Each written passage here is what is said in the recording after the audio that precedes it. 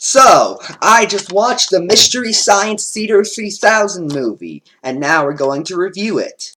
If you have been following me on Twitter, which you should, you might not know this, but I've been trying to watch more Mystery Science Theater lately. I've only seen like a handful of episodes, like 5 to 10, and there are about 200, so I want to get on that. One of the ways I decided to do that was by watching this movie, the Mystery Science Theater movie. And before we actually review the movie, let's review the cover real quick, because my god, this cover's awful. Look at how bright and shiny it is. You did a yellow font on the Mystery Science Theater moon. Is that a moon? I don't know. And on the side of the movie, it gets this really shiny look to it, and it's really annoying.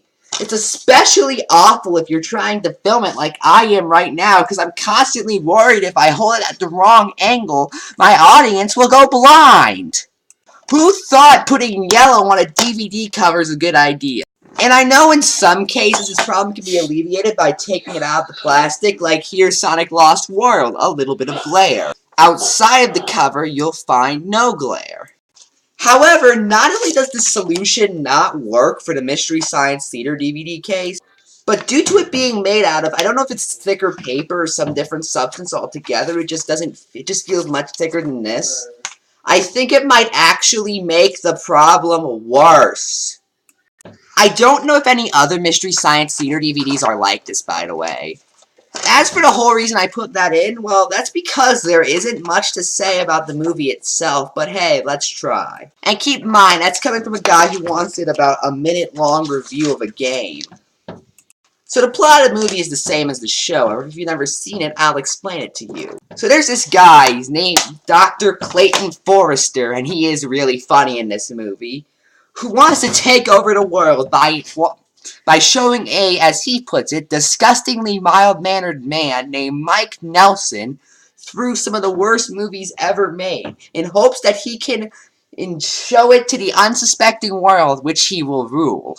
The movie he shows him this time is This Island Earth, the Universal Classic. Which isn't true because it's not universal. I don't think it's a classic. For that matter, does doing a classic movie go against the idea of the show, considering how it's supposed to be awful movies? Now really, I could talk more about the plot. Like, in the end, Dr. Forrester gets teleported to another world. And that leaves everyone on the satellite of love, which is what they call the satellite they're on and above Earth, stranded there. And it wouldn't affect anything. That's because if you come into Mystery Science Theater 3000, the movie, or the show for that matter, looking for the plot, you're going there for the wrong reason. The show is definitely more character-driven, and even then I use the word driven loosely. So what are the characters? There's, as he put it earlier, the disgustingly mild-mannered Mike Nelson, the much more sarcastic of the trio, although that is a pretty close race, Crow T Robot, and the childlike, but still very entertaining Tom Servo. Really, the only reason you're coming into Mystery Science Theater 3000 the movie, though, is for the movie commentary, or the riffs, which in themselves are hilarious. I was laughing very hard at this. My one main problem with the movie, though, is that it felt a little short. I was expecting it to go on for quite a bit longer than it did. When you consider, did I have this on back? That this movie is about 15 minutes shorter than even the average episode of the show. It really is kind of odd, especially considering how This Island Earth was about 88 minutes. I mean, there's definitely some stuff they cut out. That and the fact that This Island Earth isn't really all that bad of a movie.